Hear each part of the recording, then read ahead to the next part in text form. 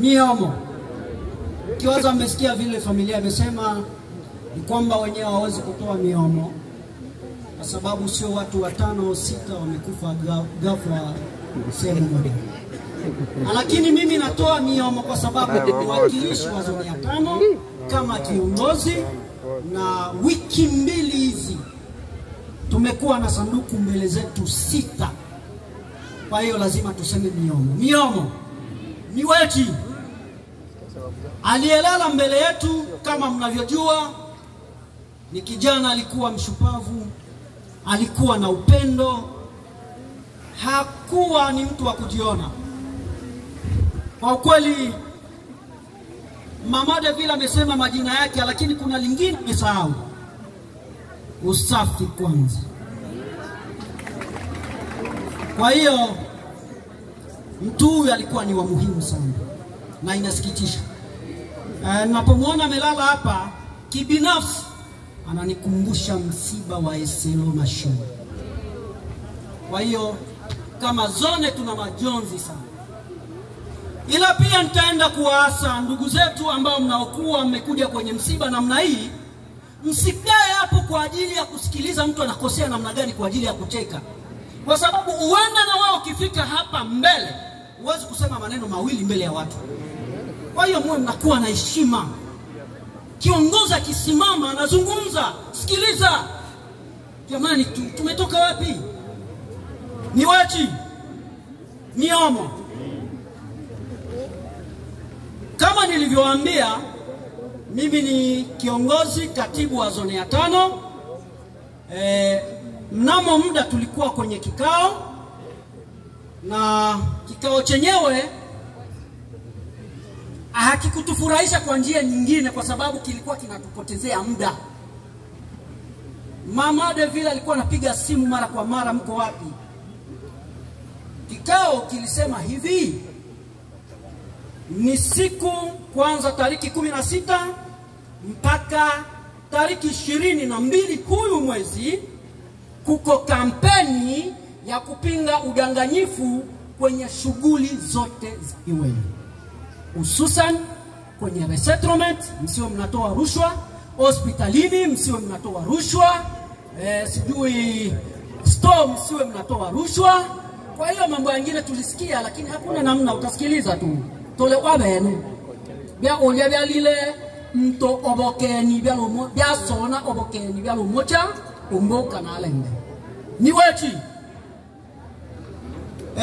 Mada ya pili nikiwaza, kama nimesema miomo, zone yetu tumepoteza watu 6 kwa wiki 2, kitu ambacho lazima kwa binadamu asione kawaida, ila kwa watu wa Mungu namna hii lazima atatupa moyo na kutuonyesha kwamba ndio njia tutapita sisi wote.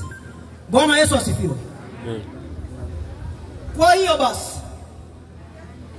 aliyelala mbele yetu kama vile familia ilivyozungumza, imesema kwamba hakujulikana kifo chake kimetokana na nini.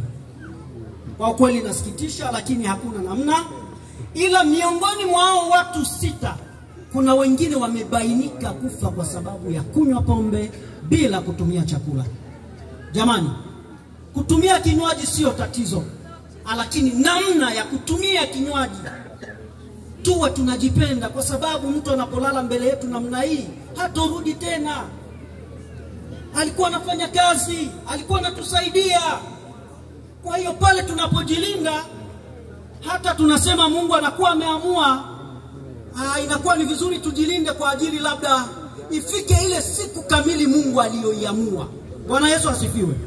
Na mwemi wetu. Kwa hiyo tutaomba watu wenye wanauza vinywaji au kupima pombe, hususan hizi za asili, muwe mnawauliza wateja wenu, je, umetumia? Kama hajatumia, jamani, ni wetu. Msiwe mnajali fedha tu. Hiyo ni mada ya pili. Mada ya tatu, nikiwaza kama mnavyoona, zone ya 5 ni zone ambayo viwanja vyake viko wazi sana. Watu wengi wao wanatoka zoni ya 5 kwanza A3, B3, L3, M3, K3 wanahama, wanapaacha wazi. Ila kama mnavyojua msiku zinapita palikuwa panafanyika sweeping. Yani ilikuwa ni sensa ya mtu na makazi tuseme, ili watambue uhalisia wa jeto yako unakaa sehemu gani. Kwa hiyo tunaomba hivi kwa wale waliohamisha jeto zao na hatimiliki zikawa zinasoma pale wanapokaa, tofauti na pale walikuwa wanakaa mbele. Usije ukasema kwa sababu pako wazi mimi nakuja kulima maharagi, nakuja kulima viazi. Muone kwanza de classe akupe ruhusa kwa sababu yeye ndiye muhusika. Wechi. Unaenda kwenye mada ya 4. Mada ya 4 pia sio nzuri kwetu, ila pia tutakuwa na ushauri kama tulivyopewa. Ilikuwa siku ya Ijumaa saa 7 tuliitwa ghafla wa viongozi wote wa mazone, makazi akatuita. Alizungumza kwa kuumia kabisa. Alisema hivi,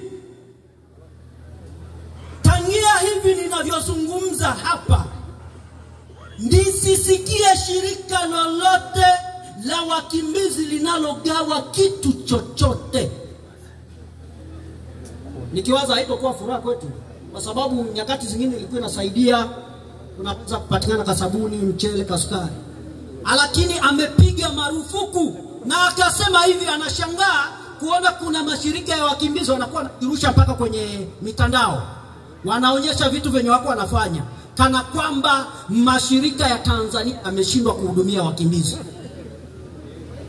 Kwa hiyo akasisitiza akasema hakuna shirika lolote lenye limesajiliwa kisheria na makazi. Kwa hiyo nyinyi viongozi mtakapowaona tupeni taarifa. Hapa ndipo tunakuja na ushauri kwa wale wahusika wote, kwa sababu wako. Aligusia